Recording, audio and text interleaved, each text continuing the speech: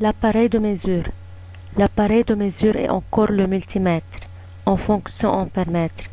Nous utiliserons les bornes comme et A ou millia, symbole de l'ampèremètre, et A.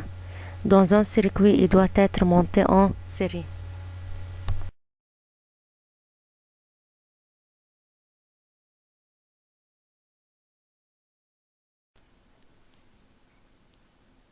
Pour mesurer l'intensité d'un courant continu, on place le curseur du multimètre dans la position DCA, multimètre orange, ou sur le symbole intensité d'un courant continu, multimètre noir. De plus, le curseur est placé sur le plus grand calibre afin de ne pas détériorer l'appareil lors de la première mesure.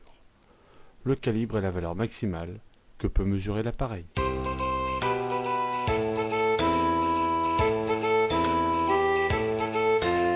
Pour mesurer l'intensité d'un courant continu, on utilise les bornes 20A ou 10A et COM.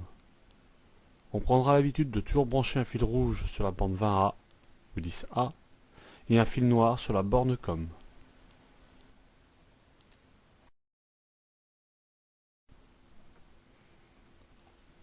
Pour mesurer l'intensité d'un courant continu, on doit toujours brancher l'ampèremètre en série. Pour cela, on doit ouvrir le circuit et insérer l'ampèremètre.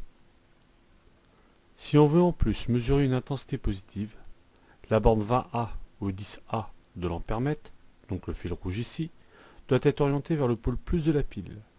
Et la borne COM, donc le fil noir ici, doit être orientée vers le pôle moins de la pile. La mesure de l'intensité dépend-elle de la position de l'ampèremètre?